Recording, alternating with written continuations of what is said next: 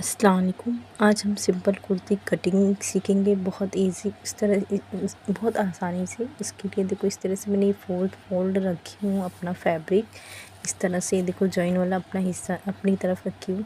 सबसे पहले हम इसकी फुल लेंथ में 3 इंच प्लस करेंगे, 2 इंच दामन के लिए और 1 इंच शोल्डर के लिए।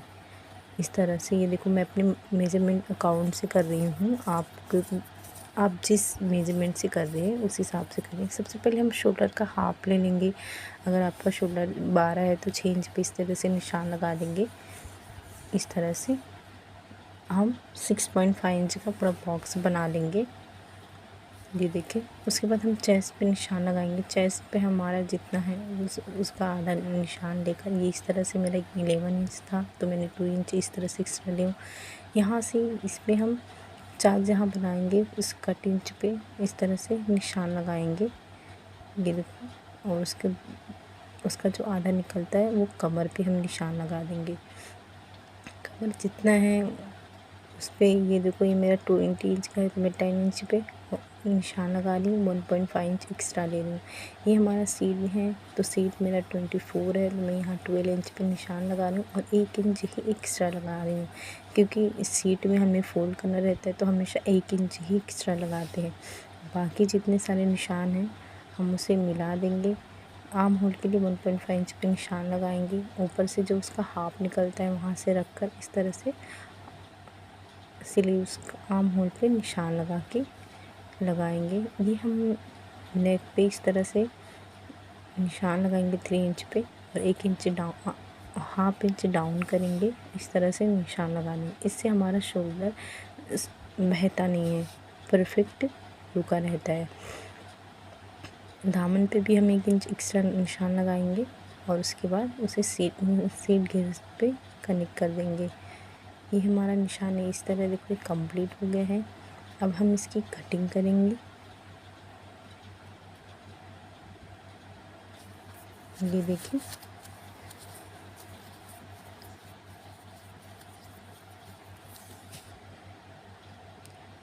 जैसे हमने निशान लगा है आसानी से उसकी हम कटिंग करेंगे।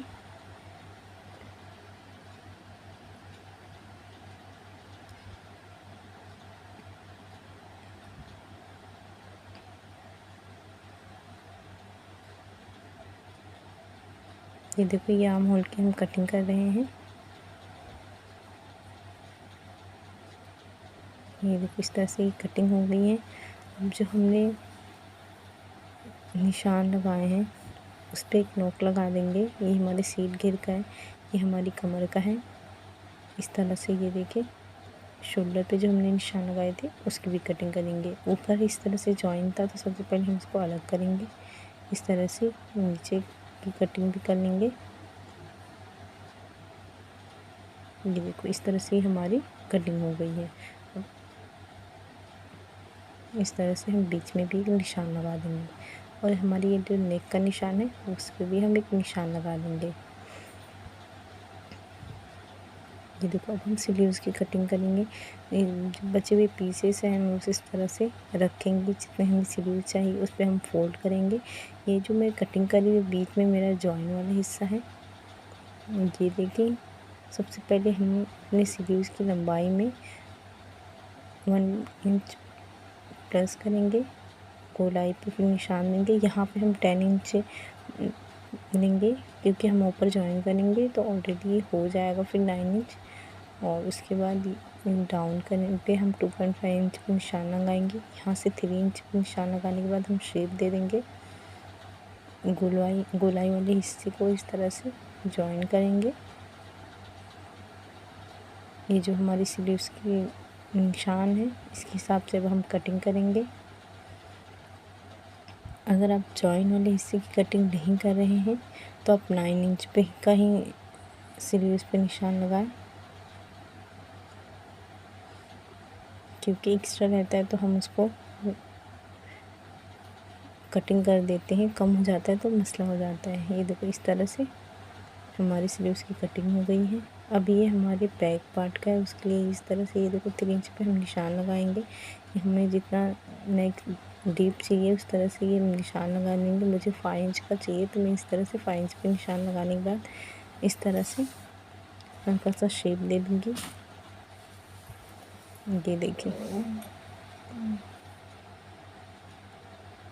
अब इसकी हम कटिंग करेंगे और ये जो पीस है हम इसको रख लेंगे। इसी को देकर हम एक्स्ट्रा पीसेस पे इस तरह से रखेंगे और इसकी भी कटिंग करेंगे। अगर आप बैक नेक कटिंग कर रहे हैं तो आप इस चीज़ का हमेशा ख्याल रखिए कि उसको कटिंग वाले हिस्से को रख कर ही कटिंग करेंगे।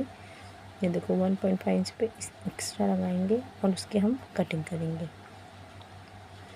उसके बाद हम इसका सबसे पहले साइड वाले हिस्से को स्टिच करके रेडी करेंगे।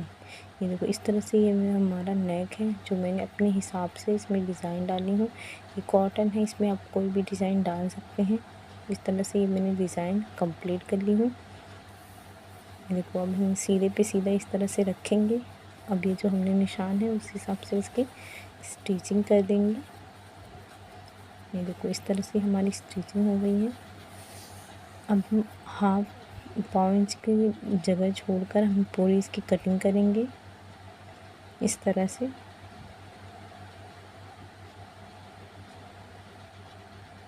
ये हमारी कटिंग हो गई है।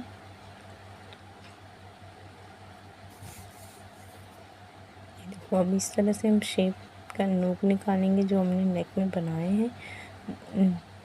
निकालने के बाद हम ऊपर एक टॉप स्टिच करेंगे इस तरह से।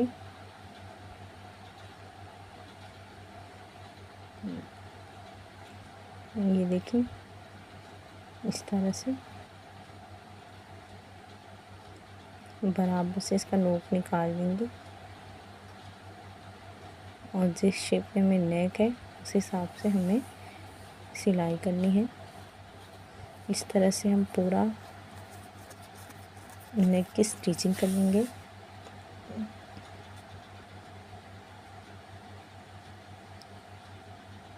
देखो ये हमारी स्टिचिंग हो गई है।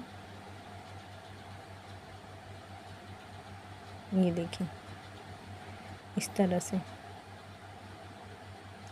ये हमारे बैक वाला हिस्सा है। इस तरह से उसे ओपन करेंगे और सीधे पे सीधा रखकर इस तरह से पूरी गोलाई में इसकी स्टिचिंग करेंगे। ये देखो इस तरह से ही हमारी गोलाई में स्टिचिंग हो गई है। अब हल्का सा हम कट लगाएंगे। कट लगाने के बाद ये देखो सीधे पे सीधा इस तरह से रखेंगे, शोल्डर को जॉइन करेंगे। ये देखो और दूसरे को भी हम इस तरह से जॉइन करेंगे। ये देखो ये हमारी स्टिचिंग हो गई है। ये देखो इस तरह से हमारा शोल्डर वाला शेप रेशा भी नहीं दिखता और इस तरह से हमारी स्टिचिंग हो जाती है बहुत इजीली। अब हम बैक वाली टॉप स्टिच करेंगे। ये देखो ये हमारी स्टिचिंग हो गई है। अब इस तरह से हम इसे रखेंगे। ये देखिए सबसे पहले हम फिटिंग पे निशान लगाएंगे और उस हिसाब से इसकी स्टिचिंग करेंगे।